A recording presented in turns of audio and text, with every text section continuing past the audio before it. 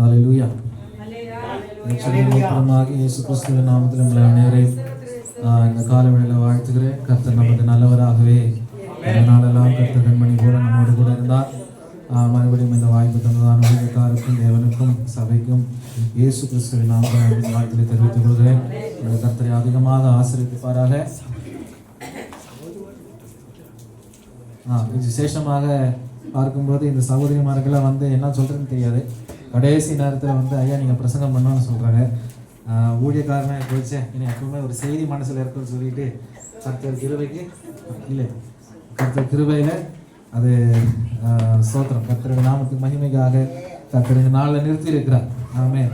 விசேஷமாக பார்க்கும்போது தாய்மார்கள் சண்டையில் பெண்களை பற்றி தான் பேசணும்னு எந்தமே சட்டம் கிடையாது.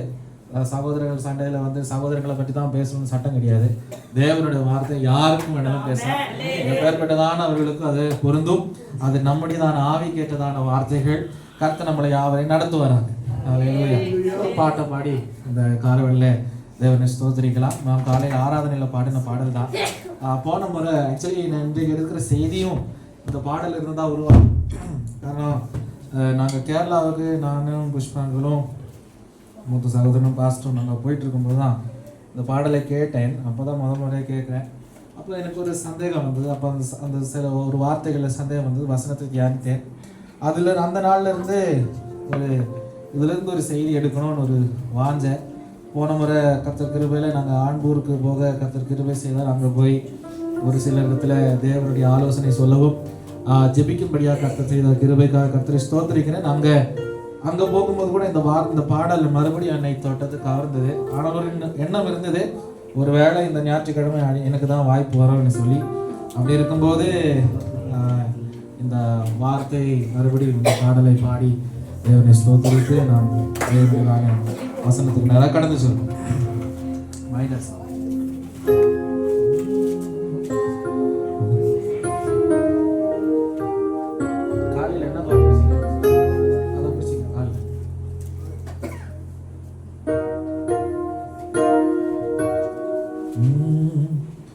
உடன்படிக்கையின் தேவன் உண்மையில் பிசகாதவர். உடன்படிக்கையின் தேவன் உண்மையில் பிசகாதவர். தாவீதுக்கு நான் பொய் சொல்லே என்று சொல்லி நிறைவேற்றுவேன். தாவீதுக்கு நான் என்று சொல்லி சொன்ன நிறைவேற்றுவீர். மறவாமல் நினைப்பவரே இயேசையா, நிறைவேற்றி முடிப்பவரே.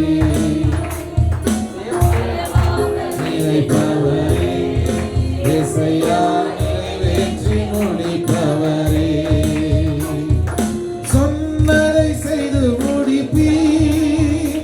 நீர் முடித்ததுக்கும் மட்டும் கைவிட மாட்டேன். சொன்னதை செய்து முடிப்பீர். நீர் முடித்து தீர்க்கும் மட்டும் கைவிட மாட்டேன். என் கையை கொண்டு தொடங்கினதெல்லாம் என் கையை கொண்டு நிறைவேற்றுவீர். என் கையை கொண்டு தொடங்கினதெல்லாம் என் கையை கொண்டு நிறைவேற்றுவீர். நிறைவேற்றி முடிப்பவரே, மறவாமல் நினைப்பவரே, இயேசையா நிறைவேற்றி முடிப்பவரே. ஹல்லேலூயா. நாம் பாடினது போல நம்மை மறவாமல் அவர் நினைக்கிறார். ஆமென். நாம் சொன்னதை கர்த்தர் நமக்கு சொன்னதை அப்படியாகவே நிறைவேற்றி முடிக்கிறார். நமக்கு வாசிக்கலாம் 85ஆம் சங்கீதம் 35ஆம் வசனம். 85ஆம் சங்கீதம் 35ஆம் வசனம். சாரி 89ஆம் சங்கீதம் 35ஆம் வசனம். மன்னிக்கணும். 89ஆம் சங்கீதம் 35ஆம் வசனம். ஒரு விசை என் பரிசுத்தத்தின் பேரில் ஆணையிட்டேன். தாவீதுக்கு நான் பொய் சொல்லேன். அவன் சந்ததி என்னென்னைக்கும் இருக்கும். அவன் சிங்காசனம் சூரியனை போல எனக்கு முன்பாக நிலை நிற்கும். கண்களை மூடி ஜெபிப்போம். நல்ல பிதாவே, இந்த காலவெளியில் உமக்கு நாங்கள் நன்றி செலுத்துகிறோம். ஆசீர்வதிக்கப்பட்டதான உடைய வசனத்தினால் எங்களை நீர் தேற்றும்படியாக நாங்கள் ஜெபிக்கிறோம். நீர் ஒருபோதும் வார்த்தையில் மாறாதவர், நீர் உண்மை உள்ளவராக காணப்படுகிறீர். கர்த்தாவே, நீர் எங்களோடு பேசும் அடியேன் கேட்கிறேன் என்று சாமுவேல் தீர்க்கதரிசி எப்படி தம்மை ஒப்பு கொடுத்து சமூகத்தில் நின்றாரோ அப்படியாகவே கர்த்தாவே எங்களை நீர் நடத்தி நிலைநிறுத்தும்படியாக ஜெபிக்கிறோம். கனப்படுத்தின கிருபைக்காய் ஸ்தோத்திரம். இயேசு நாம நல்ல பிதாவே. நமக்கு எல்லாருக்கும் தெரிஞ்சதான ஒரு பகுதி தான் இந்த 89ஆம் சங்கீதத்துல இப்போது நாம் வாசித்ததான தேவவசனம். கர்த்தர் தம்முடைய பிள்ளைகளுக்கு என்ன செய்வதில்லை, போய் சொல்ல மாட்டாங்க. என்ன எல்லாரும் சோர்ந்து இருக்கீங்க, உற்சாகமா இருக்கீங்களா? ஆமே. கர்த்தர் தம்முடைய பிள்ளைகளிடத்தில் என்ன செய்யறதில்ல, போய் சொல்வதில்லை. அப்ப இந்த சங்கீதத்துல நாம் வாசித்தோம். இங்க பார்க்கும்போது கர்த்தர் என் பரிசுத்தத்தில் தாவீதுக்கு நான் என்ன செய்யல, போய் சொல்லலன்ற. அப்போ நம்ம இந்த சங்கீதத்தை நம்ம தியானிக்கும் போது 89ஆம் சங்கீதம் யாரால் எழுதப்பட்டது என்று நாம் கவனிக்க வேண்டும். யாரால் எழுதப்பட்டது? தலைப்பு வாசிங்களேன். 89 தலைப்பு யாரு? ஒருத்தர் படியாங்க. நீங்க படிப்பீங்கன்னா புள்ள நீங்க தான் படிக்கணும். அவர் படிச்சாருன்னா அவர் படிக்கணும். ரெண்டு பேரும் மாறி மாறி படிக்கலாம். இப்ப நான் பிரசங்க யார, நீங்க பிரசங்க. சரி, மைக் ஒருத்தர் வந்து பிரசங்கம் பண்ணு. ஒருத்தர் படிச்சா சந்தோஷம். எல்லாரும் சேர்ந்து படிக்கும் போது உற்சாகம் புரியுது. அங்கிள் படிங்க, படிங்க அங்கிள்.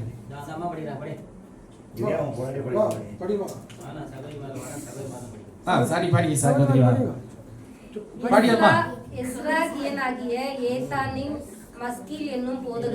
அப்போ இங்க பார்க்கும்போது ஏத்தானின் சங்கீதம் என்று அதை பார்க்கும். அப்போ அவருக்கு முன்பதாக அந்த குடும்ப பேர், அங்க ஒரு பேர் போடப்பட்டிருக்கு. என்ன பேர் அது? எஸ்ராத்தியனாகிய ஏத்தானின் சங்கீதம் என்று பார்க்கிறோம். அப்ப இந்த எஸ்ராத்தியன் யார் என்று பார்க்கும்போது அவர்கள் அந்த தேசத்திலேயே பிறந்து வாழ்ந்ததான பிள்ளைகள் தான் இந்த எஸ்ராத்தியர்கள். இந்த எஸ்ராத்தியர்கள் யார் என்று விசேஷமாக பார்த்தீர்கள் என்றால், லேவி குடும்பத்திலிருந்து தாவீதால் தெரிந்து கொள்ளப்பட்டதான ஒரு சில வாலிபர்கள். எல்லாருக்கும் இல்ல, ஒரு சில வாலிபர்களை தாவீது தெரிந்து கொண்டான். எதற்காக தெரிந்து கொண்டான்? தான் பாடுகிறதான பாடல்களை இசையினால் அது வர்ணிக்க, அதாவது மியூசிஷியன்ஸ், அவங்க நல்ல இசை கருவி வாசிக்கிறதான இசை கருவி ஞானிகள். ஆமே. இந்த நாள்ல பார்க்கும்போது மியூசிக் டைரக்டர்ஸ் சொல்லலாம். அப்ப இசை கருவிகளை, வாத்திய கருவிகளை வாசிக்கிறவர்கள். அதே போல அவர்கள் லேவியர்களாக காணப்படுகிறார்கள். லேவியர்கள் என்னுடைய வேலை என்ன? அவர்கள் தேவாலயத்துல கர்த்தருக்கென்று ஊழியத்தை செய்ய வேண்டியதான வேலை தான் லேவியருடைய வேலை. ஆமா இல்லைங்களா? ஆமா. அப்போ லேவியர்களாக இந்த வாலிபர்களை தாவீது தம்முடையதான அரண்மனையிலே அமர செய்து தேவாலயத்திற்கும் தமக்கும், அதாவது தாவீது ஒரு பாடகர், அதே போல தாவீது ஒரு தீர்க்கதரிசி, அதே போல தாவீது ஒரு ஊழியக்காரர், அதே போல தாவீது ஒரு ராஜாவாக காணப்படும் போது தாம் இந்த பிள்ளைகளை தெரிந்து கொண்டு தம்மோடு வளர்த்தினான் தாவீது என்று சரித்திரம் சொல்லுது. அப்ப இந்த எஸ்ரா, இந்த ஏத்தேன் யார் என்று பார்க்கிறோம். அந்த 88ஆம் சங்கீதம் முதல் பகுதி கொண்டு வாசிங்களேன். அங்க ஒரு பேர் பார்க்கிறோம். படிங்க, அது படிச்சுட்டு போ. வாத்தியத்தில் வாசிக்க கேராசின் புத்திரரில் உள்ள ராக தலைவனுக்கு ஒப்பிக்கப்பட்ட எஸ்ராத்தியனாகிய ஏமானின் போதகர். அப்ப எஸ்ராத்தியனாகிய ஏமான், அங்க இன்னொரு பேர் எஸ்ராத்தியனாகிய ஏமான். இந்த ரெண்டு பேரு நீங்க பைபிள்ல எவ்வளவு தேடினாலும் அவர்களால் எழுதப்பட்ட ரெண்டு சங்கீதம். ஏமான் எழுதின சங்கீதம் 88, ஏத்தேன் எழுதின சங்கீதம் 89. இந்த ரெண்டு சங்கீதம் தவிர பைபிள்ல நீங்க வேற சங்கீதம் எழுத பார்க்க முடியாது. நான் எதுக்கு உங்களுக்கு சரித்திரத்தை சொல்றேன்னா, இது மெசேஜ் கனெக்ட் ஆகும்போது உங்களுக்கு புரியும். பாருங்க, நம்ம பல நேரத்துல இங்க பார்க்கும்போது அதற்கு தலைப்பங்கு இருக்குது. மஹலேத் லேனோத் என்று சொல்லுகிறதான ஒரு பதம். அந்த சங்கீதம், அதாவது இப்ப பாருங்க, ஒவ்வொரு ராகங்கள் இருக்கு இல்லையா? ஆனந்த பைரவி ராகம், அப்புறமா என்னது அப்படி இப்படின்னு சொல்லிட்டு பல விதமான ராகங்கள் இருக்கு. அந்த விசேஷமாக இந்த ராகத்தை எதை குறிக்கிறது என்று பார்க்கும்போது, வருத்தத்தோடும் வேதனையோடும் வியாதியோடும் வருகிறதான இவர்களுக்கு பாடுகிறதான ராகம் தான் இந்த ராகம். அப்ப இந்த எஸ்ராத்தியனாகிய ஏமானும் எஸ்ராத்தியனாகிய ஏத்தேனும் இவர்கள் எல்லாம் ஒருமித்து வளர்ந்ததான பிள்ளைகள் தான் தேவாலயத்துல. எதற்காக? ஊழியக்காரனாகிய தாவீதோடு அவர்கள் சங்கீதத்தை பாடும். அப்ப நம்ம இன்னொரு சரித்திரம் சொல்லுது, இவர்கள் ஒருவேளை ஆசாப்பின் புத்திரர்களாக, அதாவது மன்னிக்கணும், கோரகின் புத்திரர்களாக காணப்படலாம். யாரு? இந்த எஸ்ராத்தியின் பிள்ளைகள். அதாவது கோரகன் புத்திரர்களின் வம்சத்தாராக காணப்படலாம். இவர்கள் விசேஷமாக ஒரு குறிப்பிட்ட காரியத்திற்காக வழங்கப்படுகிறதான பிள்ளைகள். இப்ப பாருங்க, தமிழ்நாட்டுல ஒரு பழக்கம் இருக்கு, கோயில் மாடுன்னு வளர்த்தோம் இல்லையா? அந்த கோயில் மாடு எதுக்கு? அது கோயில்ல தான் இருக்கும், அது எங்கேயும் போகாது. அது மேய விடுவாங்க, எல்லாம் உண்மைதான். அதை அறுக்கக்கூடாது, அடிக்கக்கூடாது, உதைக்கக்கூடாது, வேற எதுக்கு இல்லை, அது கோயிலுக்கு தான் இருக்கும். அதே போல அநேகரை தேவாலயத்திற்கு என்று தெரிந்து கொள்ளப்பட்டதான சம்பிரதாயங்கள் இந்தியா கோயில்களில் இந்தியாவில் இருக்கிறதான இந்த கோயில்கள் இருந்தது. ஒரு குடும்பம் அதுக்கு குறிப்பிட்டது இருந்தது, குடும்ப கோயில்கள் இருந்தது. அப்படியாக தேவனுடைய ஆலயத்திற்காக நியமிக்கப்பட்டதான ஒரு கூட்டம் தான் லேவி கோத்திரம். ஆமா இல்லைங்களா? ஆமா. ஆனா விசேஷமாக இந்த எஸ்ராத்தியர்களை தாவீது எதுக்கு தெரிந்து கொண்டார் என்று நாம் கவனிக்க வேண்டியது சற்று கவனித்து போவோம். இவர்கள் எப்பேற்பட்டவர்கள்? ஞானம் உள்ளதான பிள்ளைகள். கல்வி கொடுத்து, கல்வியை அவர்களுக்கு கொடுத்து, வேதாகமத்தை அவர்கள் படிக்க வைத்து, அதே போல பரிசுத்தாவினால் நிரப்பப்பட்டதான பிள்ளைகள் தான் இந்த எஸ்ராத்தியர்கள். சும்மா ஒரு ஆலயத்தில் உட்கார வைக்கல, ஞானமற்றவர்களாக உட்கார வைக்கல. இவர்களுடைய ஞானம் யாருக்கு ஒப்பிட்டு பார்க்கும்போது சாலோமோனுக்கு ஒப்பிட்டு பார்க்கிறார். 1 ராஜாக்களின் புஸ்தகம் 4ஆம் அதிகாரத்தை வாசிப்போம். 1 ராஜாக்களின் புஸ்தகம் 4ஆம் அதிகாரம் 30, 31 வசனம் 31.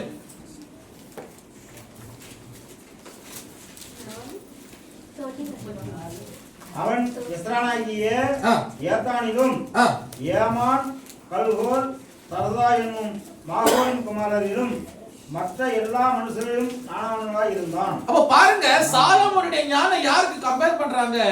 இங்க எஸ்ராத்துக்கும், அதாவது எஸ்ராத்தின் பிள்ளைகளாகிய இந்த ஏமானுக்கும் ஏதேனுக்கும் கம்பேர் பண்ணி அங்க பேசப்படுது. அப்ப இவர்கள் ஞானவான்கள், ஊழியக்காரனுக்கு ஆலோசனை கொடுக்கிறதான பிள்ளைகளாக, வாலிபர்களாக கர்த்தர் என்ன பண்ணார்? தாவீது தம்முடைய ஆலயத்தில் தெரிந்து கொண்டு வைத்திருந்தார். ஆமென். ஒரு காரியத்தை நம்ம புரிஞ்சுக்கொள்ளணும். நம்மை கர்த்தர் விசாரித்ததும், நம்மை கர்த்தர் தொட்டதும், நம்மை கர்த்தர் ரட்சித்ததும் கர்த்தருடையதான திட்டத்திற்காக. ஆமென். நம்ம பிறந்தது சும்மா இல்ல, நம்ம காரணத்தோட தேவன் நமக்கு மேல் வைத்திருக்கிறதான ஒரு நோக்கம் இருந்தது. அந்த நோக்கத்தோடு இந்த பூமியில பிறந்திருக்கிறோம். அந்த நோக்கத்தை நிறைவேற்றும் வரையிலும் கர்த்தர் நம்ம இந்த பூமியில நம்மளை வைத்திருப்பார். ஹல்லேலூயா. அப்ப நீங்க தேவனுடைய ஆலயத்துல வருவது வெறுமையாக இல்ல, நீங்கள் உபவாசிக்கிறது வெறுமையாக இல்ல, கர்த்தருடைய சித்தத்தை நிறைவேற்றும்படியாக கர்த்தர் உங்களை நியமித்திருக்கிறார். இந்த ஏத்தேர் பார்க்கும்போது அவன் சங்கீதத்தை மாத்திரமல்ல, அவனோடு கூட இன்னொரு சகோதரர் இருந்தா, அவன் பேர் தான் ஆசாப். ஆசாப்பின் சங்கீதங்கள் என்று நாம் வாசிக்கிறோம். இந்த ஆசாப்பின் சங்கீதம் யாரு? இந்த ஆசாப் வெறும் ஒரு சாதாரணமான ஒரு பாட்டுக்காரன் மாத்திரமல்ல, அவன் ஒரு பாடகர் மாத்திரமல்ல, அதோடு சேர்ந்து அவன் ஒரு தீர்க்கதரிசியும் கூட. அப்ப நீங்க யோசிச்சு பார்க்கணும், ஒரு தீர்க்கதரிசியோடு கூட இருக்கிறவன் என்ன பேசுவான்? தீர்க்கதரிசனம் உரைப்பார். அப்ப பாருங்க, ஒரு வசனம் பழமொழி இருக்கு, அதாவது வெளியில இருக்கிற முல்லை செடி கூட இருக்கிற கல்லுக்கும் அந்த முல்லையோட வாசனை இருக்குன்னு சொல்ற போல, இந்த ஆசாப்போடு சேர்ந்து இருக்கிறதான இந்த ஊழியக்காரர்களுக்கும் அதே கிருபாவரங்கள் இருந்தது. எதுக்கு ஒரு ஆராதனை செய்கிறவனுக்கு கிருபாவரம் தேவை? ஒரு கேள்வி நான் உங்களுக்கு முன்பதாக வைக்கிறேன். பல நேரத்தில் தேவனுடைய ஆலயத்தில் நீங்க பாடுறீங்க, ஆராதனை செய்றீங்க, எல்லாம் நல்லதுதான். ஆனா இந்த நாள்ல உங்களுக்கு நீங்க தேவனுடைய ஆலயத்துக்கு அடுத்த முறை வரும்போது ஆண்டவரிடத்துல ஜெபம் பண்ணிட்டு வரணும். என்ன ஜெபம் பண்ணிட்டு? ஆண்டவரே, உம்முடைய கிருபா வரங்களால என்னை நிரப்பி தேவனுடைய சமூகத்தில் இருக்கும்படியான கிருபைதான். ஏனென்று பார்க்கும்போது சபை என்று சொல்கிறதான இடத்துல அநேக ஆட்கள் வருவார்கள். அவர்கள் உள்ளத்துல ஒவ்வொருவருடைய உள்ளத்துல ஒவ்வொரு எண்ணங்கள் உண்டு, ஒவ்வொருவருடைய உள்ளத்துல ஒவ்வொரு வேதனைகள் உண்டு, ஒவ்வொருவருடைய உள்ளத்துல ஒவ்வொரு சிந்தைகளும், இமோஷனல் ஃபீலிங்ஸ் இருக்கிறது. அதை நீ அறிந்து கொண்டு அவரிடத்துல தேவனை ஆராதிக்கும் போது அவர்களை தேற்ற வேண்டும் என்று சொன்னால் ஆவியின் கிருபாவரம் இல்லாமல் அதை செய்ய முடியாது. ஆமென். ஹல்லேலூயா. புரியுதுங்களா உங்களுக்கு? தேவனுடைய ஆலயத்துல வந்து நீங்க ஆராதனை செய்றீங்க, தேவனுடைய ஆலயத்துல வந்து தேவ வார்த்தையை கொடுக்கிறீங்கன்னா உங்களுக்கு முதல்ல என்ன தேவை? கிருபாவரங்கள் தேவை. பரிசுத்தாவின் வரம் இல்லாம நீங்க இந்த வார்த்தைகளை நீங்க பேசினீங்கன்னா அது ஒருபோது அது என்ன செய்யாது? உரைக்காது. அவர்களுக்கு உள்ளத்துல அது போகாது, அவங்க உள்ளத்துல அது கிரியை செய்யாது. ஏன்? அதுல என்ன இல்ல? தேவனுடைய மகிமை அந்த வசனத்துல இல்ல. அப்ப தேவனுடைய மகிமையோடு நீங்க பேசும்போது நிச்சயமாக உங்கள் செய்தி முடிக்கப்படும் போது அவர்கள் சொல்லுவார்கள், ஐயா உங்க வசனத்தால நாங்க தொடப்பட்டோம், அம்மா உங்களுடைய வசனத்தால நாங்க தொடப்பட்டோம், உள்ள நொந்து போய் வந்தேன், என் உள்ள உடைக்கப்பட்டு நான் வந்தேன், ஆனால் தேவனுடைய வார்த்தை ஆவியானவர் உங்கள் நிமித்தமாக எங்களோடு பேசினார், எங்களை ஆற்று தேய்ச்சி வழி நடத்தும். ஹalleluya. ஊழியக்காரர்களே, ஊழியக்கார பிள்ளைகளே, அதே போல தேவனுடைய சமூகத்தில் இருக்கிறதான எல்லா தேவ பிள்ளைகளை பார்த்து சொல்லுகிற வார்த்தை கிருபாவரங்கள் தேவை. ஆமென். ஆமென். ஏனோதானோ என்ற ஆலயத்துல வந்து போகிறதல்ல, தேவ சமூகத்துல வந்து பாடல் பாடி போகிறதல்ல, நீ தேவனை ருசித்து பார்க்க அவர் நல்லவர் என்று நீ அறிந்து கொள்வாய். வசனம் சொல்லுகிறது, கர்த்தர் நல்லவர் என்று ருசித்து பாருங்கள், அவர் மேல் நம்பிக்கை இருக்கிற மனுஷன் பாக்கியவான். அவ பாருங்க, இந்த ஏத்தன் எழுதுகிறார், தாவீதை கண்டவன், தாவீதை பார்த்தவன், தாவீதை ஒவ்வொரு நாளும் கிரகித்து வளர்ந்ததான இந்த மகன், தாவீதுடையதான பாடல்கள் கையில கிடைத்த அதுக்கு சங்கீதங்களை எழுதுனதான மகன், அதுக்கு இசைக்கருவி கீபோர்டு வாசித்த பையன் இப்போது தாவீதை குறித்து சொல்லுகிறார், தாவீதுக்கு கர்த்தர் பொய் சொல்ல மாட்டார். ஹalleluya, ஹalleluya. இந்த பகல் வேளையில தேவஜனமே நம்ம ஒரு காரியத்தை நினைக்கணும், நம்மோடு கர்த்தர் ஒரு வார்த்தை பேசினார்னு சொன்னா அது நிச்சயமாக அதை நிறைவேற்றுவார். பல நேரத்தில் நம்முடைய இதயத்துல சந்தேகங்கள் உண்டாகலாம், பல நேரத்தில் நம்முடைய இதயத்துல குழப்பங்கள் உண்டாகலாம், பல நேரத்தில் நம்முடைய இதயத்துல பலவீனங்கள் வரலாம், ஆனால் கர்த்தர் சொன்னதை நிறைவேற்றுகிறவர். வாசிக்கலாம் 89ஆம் சங்கீதம் அதனுடைய 3-4 வசனங்கள். தெரிந்து கொள்ளப்பட்டவனோடே உடன்படிக்கை பண்ணி. அப்ப பாருங்க, தாவீது யார் என்று பார்க்கும்போது கர்த்தரால் தெரிந்து கொள்ளப்பட்டவன். ஏதேன் சொல்லுகிறார், தாவீது கர்த்தரால் தெரிந்து கொள்ளப்பட்டவன். நீங்களும் இந்த பகலுடன் உணர்ந்து கொள்ள வேண்டும், நீங்கள் கர்த்தரால் தெரிந்து கொள்ளப்பட்டதான பாத்திரங்கள். நீங்க ஒருவேளை நினைக்கலாம், என்ன கர்த்தர் பார்க்கிறார்? இல்ல, கர்த்தர் பார்க்கிறார். ஹalleluya. ஏன் கண்ணீரை கர்த்தர் காண்றாரு? ஆமா, கர்த்தர் காண்கிறார். ஒரு ஜோசியக்காரனால சொல்ல முடியாது, ஒரு லட்சணம் பார்க்கிறவனால சொல்ல முடியாது, ஒரு கைரேக சாஸ்திரத்தை பார்க்கிறவனால சொல்ல முடியாது, ஆனால் கர்த்தர் நீ உன் தாயின் கருவில் உருவாவதற்கு முன்பதாக உன் ஆரம்பத்தை முடிவை கர்த்தர் அறிந்திருக்கிறார். ஹalleluya. எந்த தீர்க்கதரிசியாலும் சொல்ல முடியாததை கர்த்தர் சொல்லுவார், எந்த ஊழியக்காரனும் சொல்ல முடியாத வார்த்தைகளை கர்த்தர் சொல்லுவார். ஏனென்றால் நீ கர்த்தரால் தெரிந்து கொள்ளப்பட்டதான பாத்திரம். இங்க ஏதேன் சொல்லுகிறார், தாவீது கர்த்தரால் தெரிந்து கொள்ளப்பட்டதான பாத்திரம். வாசிங்க. முடிஞ்சிச்சுங்களா? தெரிந்து கொள்ளப்பட்டவனோட உடன்படிக்கை பண்ணி. அப்ப பாருங்க, கர்த்தர் இந்த தெரிந்து கொள்ளப்பட்டவனோட என்ன செய்கிறார்? முதல்ல உடன்படிக்கை. பாருங்க, உடன்படிக்கைக்கும் அக்ரிமெண்ட்டுக்கு வித்தியாசம் உண்டு. கவனன்ட்டுக்கும் அக்ரிமெண்ட்டுக்கு வித்தியாசம் உண்டு. உடன்படிக்கை, அதாவது இங்கிலீஷ்ல அக்ரிமெண்ட், தமிழ்ல என்ன சொல்லுவோம்? ஒப்பந்தம் இல்லையா? ரெண்டு பேருக்கு ஒரு ஒப்பந்தம். ஒப்பந்தம் யார் மீறினாலும் பிரச்சனை கிடையாது, அது எப்படியாவது போயிடலாம். ஆனா உடன்படிக்கை மீறுதல் வரும்போது மரணம் தான் அந்த உடன்படிக்கை மீறுதல். யாராவது உடன்படிக்கை மீறினா சாவுதான். அப்ப ஜீவனை கொண்டவர்கள் என்ன செய்வார்கள்? ஆணையிடுவார்கள். நம்ம பழைய பாட்டுல ஒரு சம்பவத்தை பாருங்க. என்ன சம்பவம்னா, ஆபிரகாமோடு கர்த்தர் என்ன செய்கிறார்? மிருகங்களை கொண்டு வந்து பண்ணிட்டு, மிருகங்களை கொண்டு வந்துட்டு 2ஆக பிளக்க சொல்லுகிறார். பிளக்க சொல்லி அந்த பலிகளை இடும்படியாக ஆபிரகாமோடு கேட்கும் போது ஆபிரகாம் என்ன செய்யணும்? 2ஆக பிளந்து 2 பகுதியும் தனியாக இந்த ஒரு பக்கத்துல இந்த ஒரு பக்கத்துல வைக்கணும். ஆனா ஒண்ணு மாத்திரம் ஆபிரகாம் என்ன செய்யல? பிளக்கல. அது எனக்கு இருக்கல, சின்ன பறவையை பிளக்கல, அவரு சின்னதுன்னு விட்டாரு. ஆனா கொண்டு இருப்பாரு, நான் பிளக்கல. ஆனா கர்த்தர் அந்த உடன்படிக்கையை நடத்தினார். கல்தையருடையதான சட்டத்தின்படி இந்த பிளந்ததான இந்த மிருகம் இல்லையா, 2 பக்கமும் இது நடுவுல அவர்கள் நடக்கணும். 2 பேர் அந்த பக்கம் இந்த பக்கம் நடக்கணும். இதுல யாராவது ஒருவன் மீறினால் அவனும் அந்த மிருகம் எப்படி பழக்கப்பட்டதோ அப்படியாக கொல்லப்பட வேண்டும். அதான் கல்தையரோட சட்டம். அந்த சட்டத்தின்படி கர்த்தர் ஆபிரகாமோட என்ன பண்ணார்? உடன்படிக்கை செய்தார். ஆனால் ஆபிரகாமின் சந்ததிகள் பிற்காலத்தில் என்ன செய்தார்கள்? அந்த உடன்படிக்கை மீற நிமித்தமாக அந்த உடன்படிக்கை மீறுதல் அவர்கள் மேல் வராமல் கர்த்தர் அந்த உடன்படிக்கையை அவர் தமக்கு சுமந்து கொண்டு நமக்காக அவர் சிலுவையில மரித்த நிமித்தமாக நாம் பாவத்திலிருந்து தப்புவிக்கப்பட்டோம். அதனாலதான் வசனத்துல வாசிக்கிறோம், பாவத்தின் சம்பளம் மரணம், அந்த மரணத்திலிருந்து இயேசுநாதர் நமக்காக விடுதலை தந்தபடினாலதான் நாம் சுகமாக அவர் சமூகத்துல நித்திய ஜீவன் பெறும்படியாக நாம் காத்திருக்கிறோம். ஹalleluya.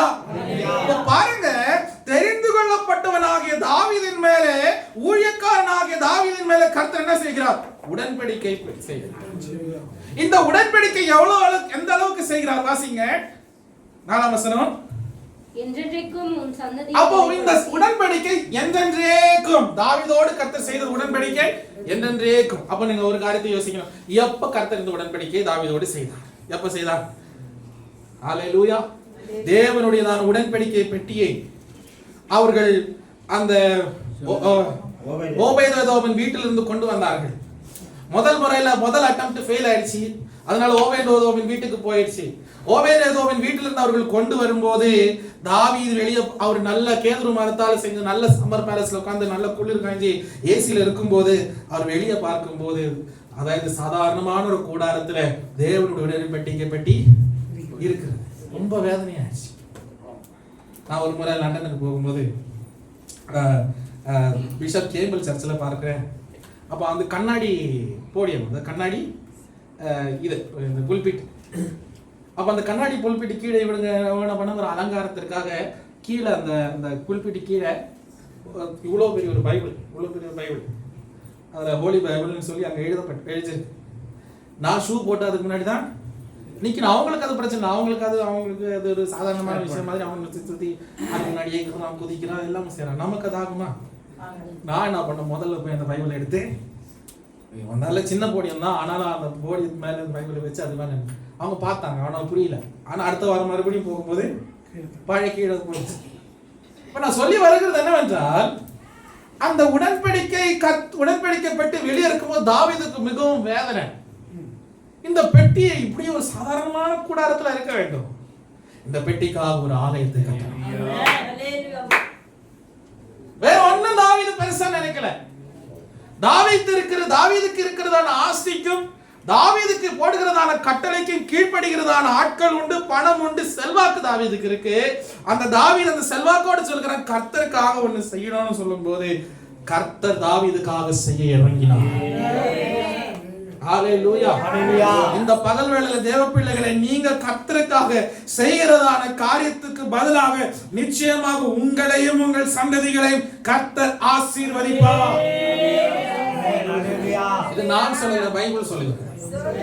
ஹalleluya. ஒரு மேல்போக்காக உங்களிடத்துல ஒரு வார்த்தை சொல்லிட்டு அனுப்புறதுக்கு நான் வரல. வேதாகமம் சொல்லுகிறது, கர்த்தர் தலைமுறையாக அவர் பண்ண ஒப்பந்தத்தை ஒருபோதும் மாற்ற மாட்டார். பாருங்க எப்படி கர்த்தர் ஒப்பந்தத்தை செய்கிறார். 2ஆம் வசனம், எதற்காக கர்த்தர் ஒப்பந்தத்தை செய்கிறார்? 2ஆம் வசனத்தை வாசிங்க. கிருபை என்றென்றைக்கும் ஸ்திரப்பட்டிருக்கும். கிருபை என்றென்றைக்கும் ஸ்திரப்பட்டிருக்கும். உமது உண்மையை வானங்களில் ஸ்தாபித்தீர் என்று. உம்முடைய உண்மைகளை வானங்களில் நீ ஸ்தாபித்தீர். பாருங்க, அழைத்தவர் உண்மை உள்ள கர்த்தர். அந்த உண்மை உள்ள கர்த்தர் உங்க மேல அதிகமான கிருபை எழுந்தபடினாலதான் இந்த பகல் வேளையில நாம் அந்த உடன்படிக்கைக்குள்ளாக வந்திருக்கிறோம். ஆமென். நம்முடையதான தாளந்திற்கும், நம்முடையதான யோசனைக்கும், நம்முடையதான செயலுக்கும், நாம் பிறந்ததான குலத்திற்கும், ஜாதிக்கும், எல்லாவற்றுக்கும் ஒப்பிட்டு பார்த்தா நாம் வருவதற்கு தகுதியற்றவர்கள். ஆனால் கர்த்தர் தம்முடைய மகா கிருபை நிமித்தமாக அவருடைய ஆலயத்தில் நம்மை சேர்த்து அந்த உடன்படிக்கையில நம்மை மூடிக்கொண்டிருக்கிறார். அதனாலதான் நாம் உடன்படிக்கையின் பிள்ளைகளாக மாறினோம். கர்த்தர் சொல்லுகிறார், தம்முடைய பிள்ளைகளை கடைசி நேரத்துல அவர் அப்பத்தை எடுத்து ஸ்தோத்திரம் பண்ணி கொடுத்து, வாங்கி புசிங்கள், உங்களுக்காக பிற்கப்படுகிற இந்த சரீரம் என்று சொல்லி, அடுத்ததாக ஒரு பாத்திரத்தை எடுத்து அதுல திராட்சை ரசத்தை குடிக்க கொடுத்து அவர் சொல்லுகிறார், வாங்கி புசிங்கள், உங்களுக்காக சிந்தப்பட்டதான என்னுடைய புதிய உடன்படிக்கையின் ரத்தம். அவ உடன்படிக்கை கர்த்தர் தம்முடைய ரத்தத்தினால நம்மோடு செய்திருக்கிறார். பாருங்க, மகா கிருபையினால, அதாவது வானங்கள் நிரம்பி இருக்கிறதான தேவனுடையதான, அதாவது உண்மை நிமித்தமாக கர்த்தர் எப்படி செய்தார் நம்ம இடத்துல உடன்படிக்கை. இந்த பகல் வேளை யோசிக்கணும், கர்த்தர் அவருடையதான முழு மகிமையில என்னோடு உடன்படிக்கை பண்ணி இருக்கிறார். கர்த்தர் அவருடைய முழு மகிமையில உடன்படிக்கை பண்ணும்போது நாம் எப்படி இருந்தோம்? உளையான சேற்றிலும் ஆழ்ந்த குப்பையில் இருந்த நம்மை தூக்கி எடுத்து கண்மலை மேல் நிறுத்தி நம்ம அடிகளை அவர் ஸ்திரப்படுத்தினார். இந்த பல வேளை நீங்க யோசிக்கணும், நம்முடைய பழைய நிலைமை யோசிக்கணும். ஒரு சில நேரத்துல நம்ம யோசிக்கலாம், நம்ம நினைச்சது மாதிரி போகலையே, நம்ம போனது மாதிரி வாழலையே, நம்ம போகிற மாதிரி நாம் சிந்திக்கிற மாதிரி வளரலையே. இல்ல, நீங்க வளர வேண்டிய ஸ்தானத்துல மத்தவங்களை யோசிச்சு உங்க வளர்ச்சி நீங்க நாசம் பண்ணக்கூடாது. பல நேரத்துல நீங்க சாட்சி சொல்றது கேட்டிருக்கீங்க, ஆத்மாவுக்குள்ள அன்பில் ஐக்கியம் இல்லை. நான் சொல்றேன், ஓகே, சந்தோஷம், உங்களுடைய ஏக்கத்தை நான் உணர்கிறேன், அறிகிறேன். உன்னுடைய அன்பு, உன்னுடைய ஐக்கியம் எங்க? ஆமென். இல்லைங்களா? நான் அன்பு காட்டாம போனா நீங்க அன்பு காட்டல எப்படி நான் சொல்ல முடியும்? கரெக்டா இல்லைங்களா? நான் சொல்றது தவறா இல்லையா? சரியா? தவறா சரியா? முதல்ல ஐயா எனக்கு அப்பா தான் எனக்கு கை கொடுக்கணும்னு இல்ல, அந்த அப்பாவை பார்க்கும்போது முதல்ல எனக்கு கை கொடுக்க வேண்டியதான மனப்பான்மை உண்டாகலன்னா அவர் அன்பு காட்டல, நான் எப்படி அவர் மேல விரல் நீட்ட முடியும்? அப்ப அன்பு எங்க உருவாகணும்? கூட்டு சகோதரனுக்குள்ள இல்ல, எனக்குள்ள. புரியுதுங்களா? முதல்ல நட்பு உண்டாக வேண்டியது எனக்குள்ள. ஒருவனை பார்க்கும்போது நட்பு உண்டாகுது, இவரை ஃப்ரெண்டு பிடிக்கலான்னு வருவது ஆசை எதற்கு வருகிறது? அவனுடைய குவாலிட்டி பார்த்தல, உள்ளத்துல ஒரு ஆசை. அதே போல உங்களுக்குள்ள பரிசுத்த ஆவியினுடைய கிருபை இருக்கும்போது மற்றவர்களுக்குள்ள அன்பில்லை, மற்றவர்களுக்குள்ள ஐக்கியம் இல்லை என்று சொல்லாம, ஆண்டவரே எனக்குள்ள முதல்ல என்ன நிரப்புங்க.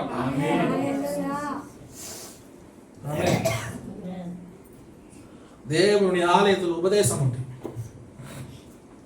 நாம் நேசிக்காம போனா மற்றவங்க நம்மளை நேசிப்பதற்கு எதிர்பார்க்க தவறு.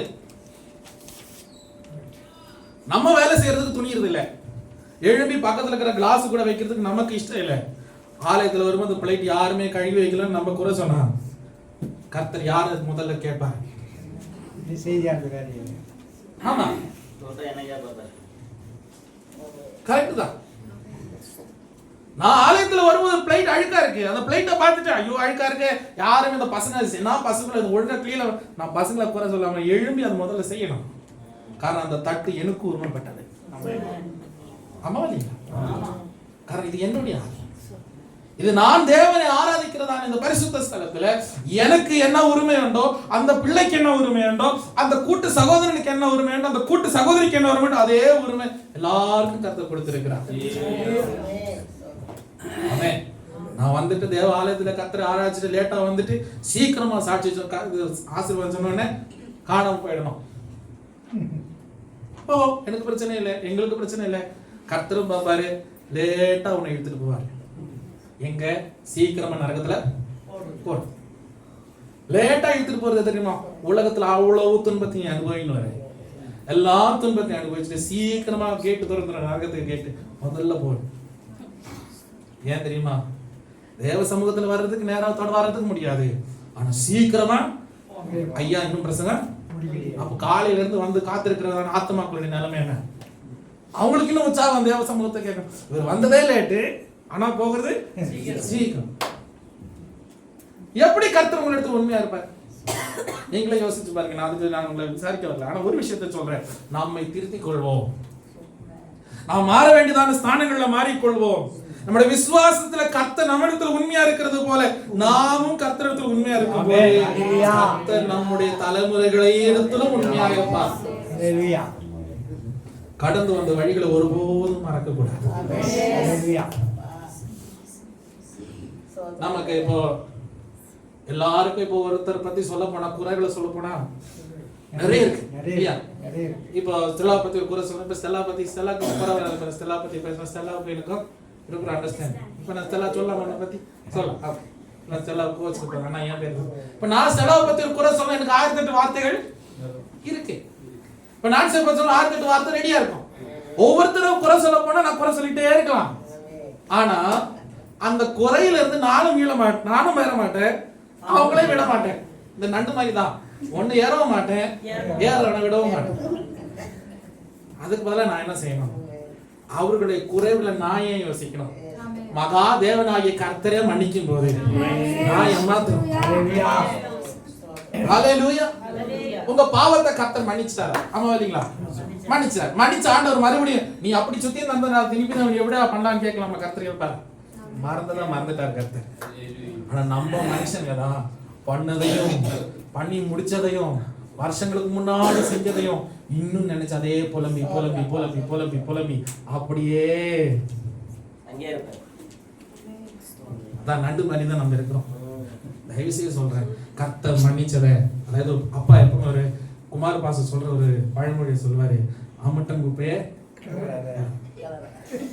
கர்த்தர் அது ஒதுக்கிட்டார், மறுபடியும் போய் இறங்கலாம் இல்லைங்களா? யோசிச்சு பாருங்க.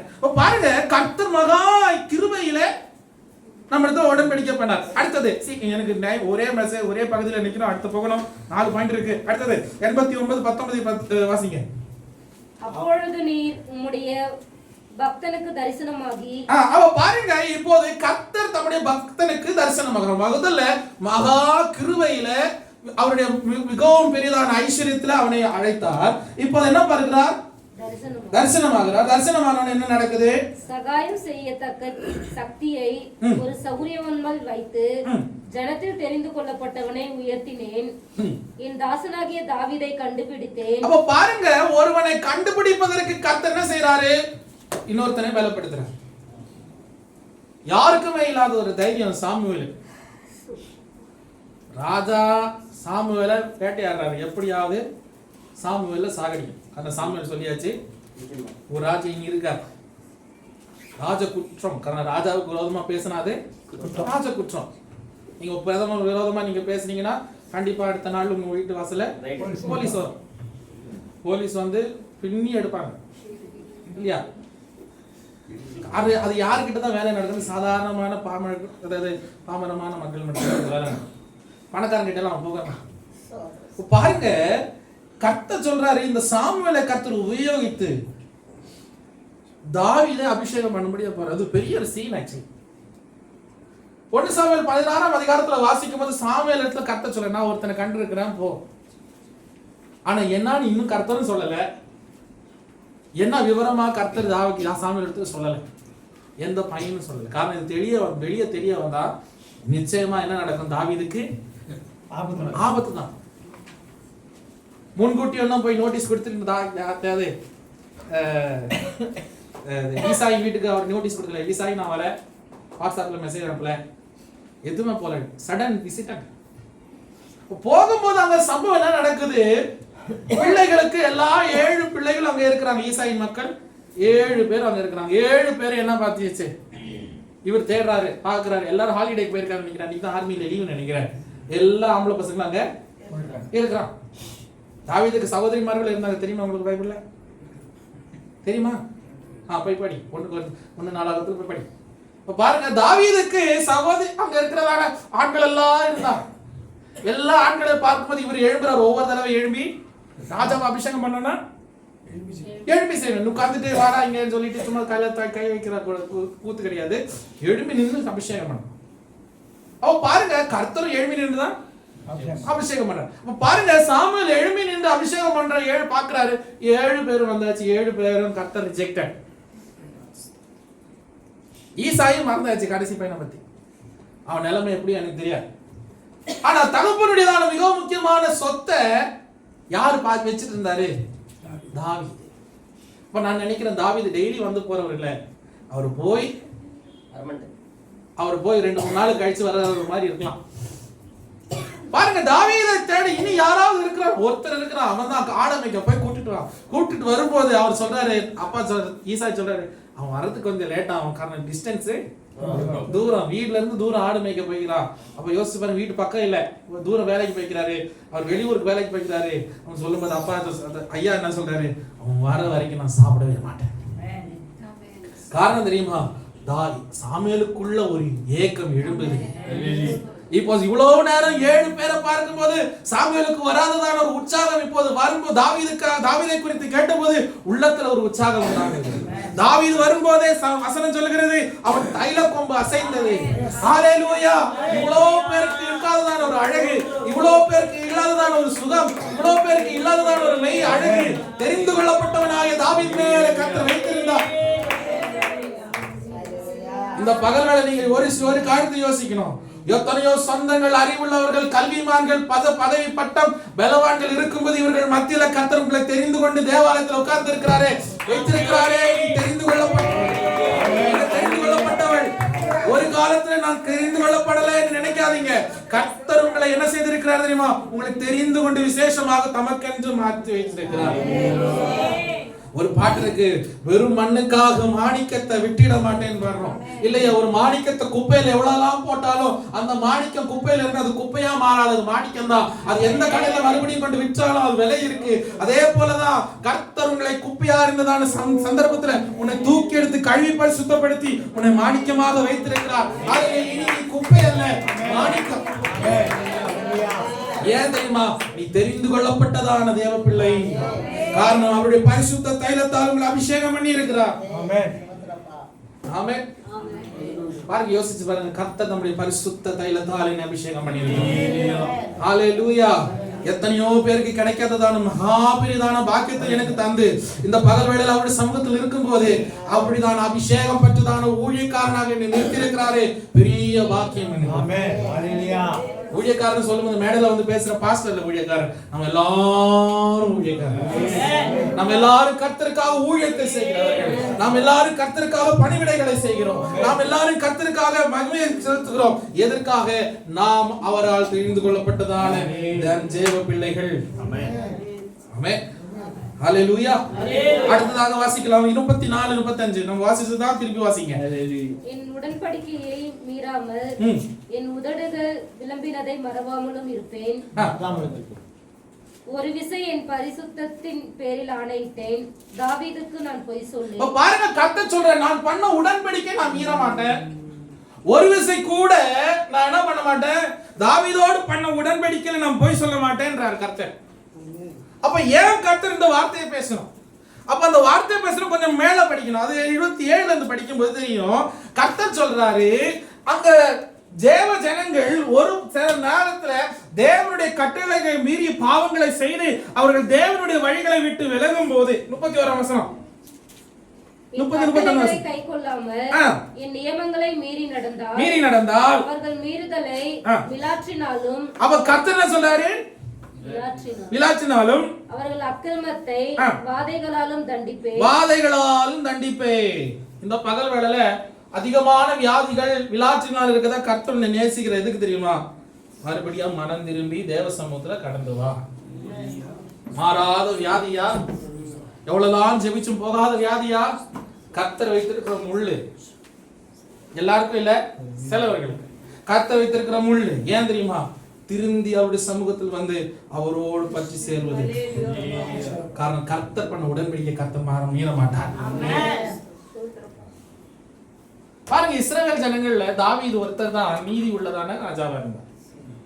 தாவீது மரிச்ச பிறகு மகனாகிய சாலமோன் வந்தான். சாலமோனுடைய பெரிய குறைவன, கடைசி நேரத்தில் எல்லாவற்றையும் தேவ மகிமை இழந்து விட்டு அவன் விக்கிரங்களுக்கு ஆராதனை செலுத்தினான். வசனம் சொல்லுது, அவன் மனைவிமார்கள் அவன் மனதை திருப்பினார்கள், இதயத்தை திருப்பினார்கள் பாருங்க.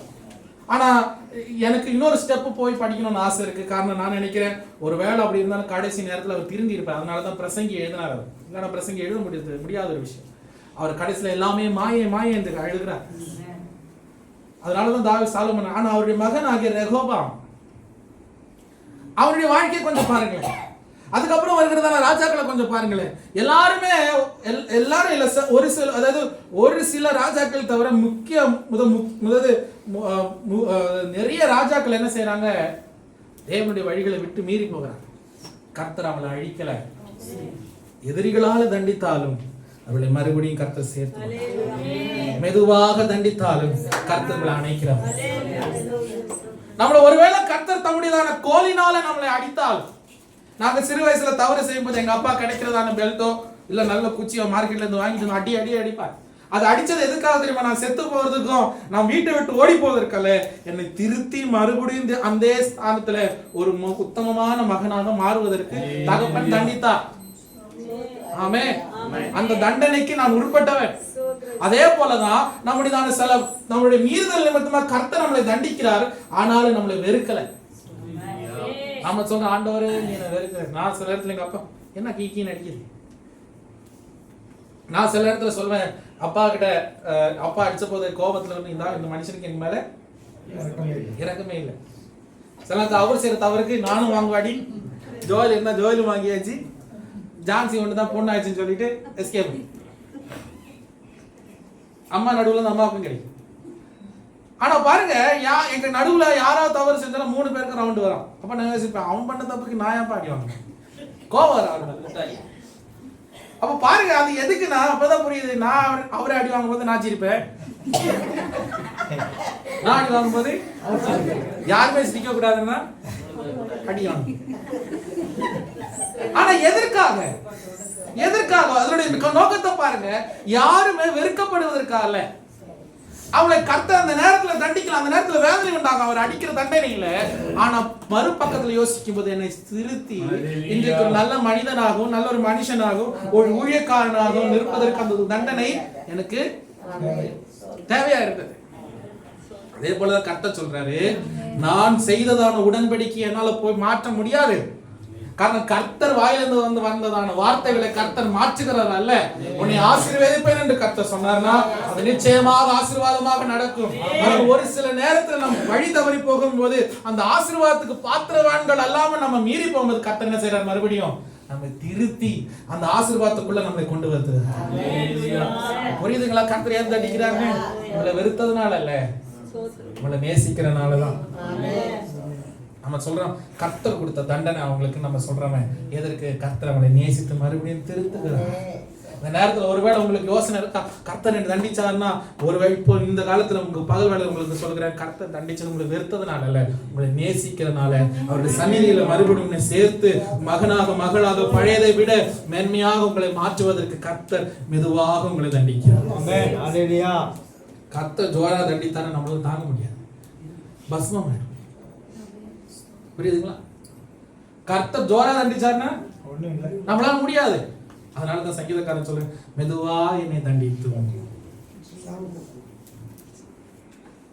நம்மள ஒருபோதும் மரணத்தை கர்த்தர் ஒப்பு கொடுத்தாரா? எத்தனையோ வாதைகள், எத்தனையோ வேதனைகள் நம்ம அழுகிறோமே, ஆனா அவரை நேரத்துல பார்க்கும்போது அவரோடு சேர்ந்து இருக்கு கர்த்தர் மகா கிருபை தந்திருக்கிறார். கர்த்தர் சொல்றாரு, நான் என்னோட உடன்படிக்கையை தாவீதுக்கு சொன்னதை போய் சொல்ல மாட்டேன், தலைமுறை தலைமுறையாக என்றென்றேக்கு நிலைத்து. தாவீது உண்மையா இருந்தாரா? தலைமுறை மாறி போயிடுச்சு, ஆனால் கர்த்தர் தம்முடைய வார்த்தையை மாற்றல. அதை கர்த்தர் மறுபடியும் அதே சந்ததிகளை கர்த்தர் உருவாக்கி தேவ சமூகம் கொண்டு வந்தார். வேகமாக படிக்கலாம். அடுத்தது 49ஆம் வசனம். ஆண்டவரே, தாவீதுக்கும் உம்முடைய உண்மையை கொண்டு சத்தியம் பண்ணின உமது பூர்வ கிருபைகள் எங்கே? அப்ப பாருங்க, இப்போ ஏதேன் கேட்கிறார், ஆண்டவரே நீ தாவீதுக்கு கர்த்தர் எப்படி பண்ணாரு? சத்தியம், உண்மையை கொண்டு சத்தியம் பண்ணார். புரியுதுங்களா? அப்ப கர்த்தர் உங்களை எப்படி சத்தியம், உங்களிடத்துல எப்படி உடன்படிக்கை பண்ணாரு? உண்மையை கொண்டு. அப்ப கர்த்தர் உண்மை உள்ளவரா? நாம் உண்மை உள்ளவர்களா? இல்ல. ஆனாலும் கர்த்தர் எப்படின்றாரு? உண்மை உள்ளவர்கள் என்று எண்ணி. அப்ப நம்மை கர்த்தர் என்றாரு. இருக்குமானா இருக்க மாட்டானே கர்த்தருக்கு தெரியும், ஆனாலும் நம்மள என்றார். இவன் நம்பிக்கைக்குரிய. சில நேரத்தில் நம்ம சொல்றோமே, பரவாயில்ல அவன் செய்யட்டும், ஒருவேளை தவறு செஞ்சாலும் பரவாயில்ல பண்ணட்டும், கத்துக்கிட்டோன்ற. அதே போலதான் கர்த்தர் நமக்கு ஒரு வாய்ப்பு தர, இருக்கட்டும் சொல்லி கத்து தருகிறார். அந்த கிருபையை தந்த உடனே இப்போ ஏதேன் கேட்கிறார். கடைசி நேரத்துல இந்த கடைசி பகுதி, இது 46 55 வசனம் வரைக்கும் இது கடைசி பகுதி. ஏதேன் கேட்கிறார், ஆண்டவரே நீங்க தாவீதுக்கு பண்ணினதான உண்மையின் உடன்படிக்கை இப்போது எங்களோடு நிறைவேற்ற வேண்டும். ஆமென். ஏன் பார்க்கும்போது பிற்காலத்தில் வந்ததான சந்ததிகள் ஒழிந்து ஒழிந்து தேவனுடைய வழிகளை விட்டு விலகுகிறார்கள். ஆண்டவரே இந்த தேவனுடைய வழிகளை விட்டு விலகுறதான இந்த சந்ததிகளுக்கு நீர் என்ன வந்துச்சு? இப்போ நிந்தை வந்துச்சுங்களா? இப்போ நீங்க தேவ சமூகத்துல வந்துட்டீங்க, தேவன் உங்களை ஆசீர்வதிச்சார். இப்போ உங்க எல்லா விதமான பழைய வாழ்க்கை, பூர்வ காலத்துடையதான ஜீவியத்தை, எல்லா விதமான பாரம்பரியங்களை விட்டு விட்டு நீங்க தேவ சமூகத்துல வந்துட்டீங்க. எதிர்ப்பு நடுவில் நீங்க தேவனை ஏற்றுக்கொண்டிட்டீங்க. இல்லைங்களா? அப்படி உங்க விசுவாசத்தை பார்த்து கர்த்தர் என்ன பண்றாரு? எல்லா ஜனத்துக்கும் முன்பதாக உங்களை கனம் பொருந்தி கர்த்தர் உங்களை மகிமைப்படுத்தினார். ஓகேங்களா? ஆமா இல்லைங்களா? ஆமா. அப்ப போக போக போக நீங்க என்ன பண்ணிட்டீங்க? கிருபையை மறந்துட்டு தேவனுடைய வழிகளை விட்டு விலகுனீங்க. அப்ப அதுக்கப்புறம் என்ன வரும்? என்ன வரும்? தேவனுடைய கிருபை விட்டு விலகுனா என்ன வருங்க? தண்டனை வரும். தண்டனை வரும். தண்டனை வரும்போது யார் வருவா? யார் வரும்? நீங்க கூப்பிடாமல அன்இன்வைட்டட் கெஸ்ட் உள்ள வந்துறாரு, பிசாசு வந்துடும். அப்ப வந்த உடனே என்ன வர? அடுத்தது அப்பதான் எழும்பி சாட்சிக்கு எவ்வளோ நிந்தைகள், எவ்வளோ போராட்டங்கள். காரணம் வழி நம்ம ஒழுங்கா நடக்காம கர்த்தரை நிந்தைக்குள்ள விட்டார். அதுதான் சங்கீதக்காரனாகிய ஏதேன் கேட்கிறார், ஆண்டவரே தாவீதோடு பண்ணினதான உடன்படிக்கையை மறுபடியும் எங்கள் மேல நினைத்தார். எங்கள் நிந்தை எங்களை விட்டு மாறட்டும், எங்கள் வேதனைகள் எங்களை விட்டு மாறட்டும், எங்கள் கவலைகள் எங்களை விட்டு மாறட்டும். ஆண்டவரே மறுபடியும் எங்களை மெதுவாக தண்டித்து உம்முடைய சமூகத்துல எங்களை பழையது போல, எங்களை பூர்வ காலத்தை போல எங்களை உருவாக்கும். ஒரு காரியத்தை சொல்றேன், அதாவது பாபிலோனுக்கு போன பின்பு இஸ்ரவேலுக்கு ஒரு ராஜா கிடையாது. பாபிலோனுடையதான நேபுகாத்நேசர் வந்து பிடிச்சு கொண்டு போன பிறகு இஸ்ரவேலுக்கு ராஜா இல்ல. இஸ்ரவேல் ராஜாவுடையதான வரலாறு அதோட முடிந்து விட்டது. ஆனால் அந்த வம்சத்தை கர்த்தர் தாவீதின் நாமத்திலே கர்த்தர் அழியாமல் பாதுகாத்தார். அந்த வம்சத்தை அழியாமல் பாதுகாத்தார். அந்த வம்சத்துல பிறந்தவர் தான் செருபாபேல்.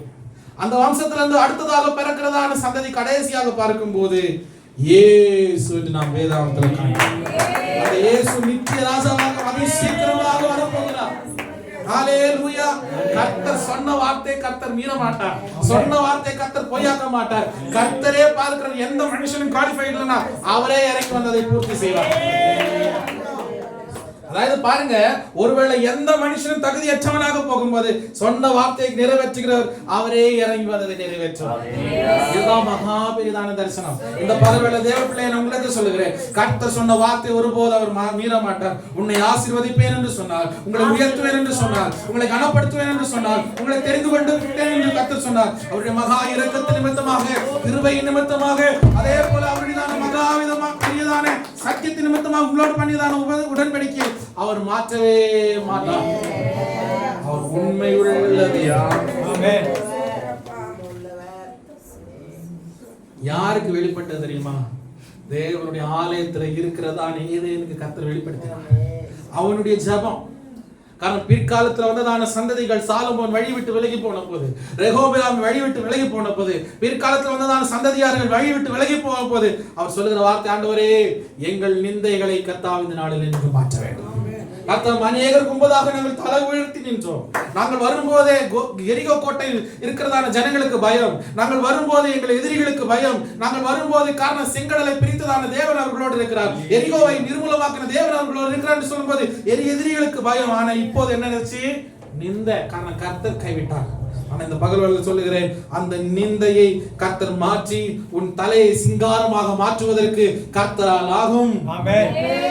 நம்பிக்கையோடு போகணும். இந்த பகல் இந்த ஆகஸ்ட் 31ஆம் தேதி 2025 வருஷத்துல தேவ பிள்ளைகளை உங்களை பார்த்து சொல்லுகிறேன், சகோதரிமார்களே, தாய்மார்களே, பிள்ளைகளே உங்களை பார்த்து சொல்லுகிறேன், சகோதரர்களே, அதாவது உடன்படிக்கை சகோதரர்களே உங்களை பார்த்து சொல்லுகிறேன், கர்த்தர் நம்மை நிந்தையை மாற்றுவார்.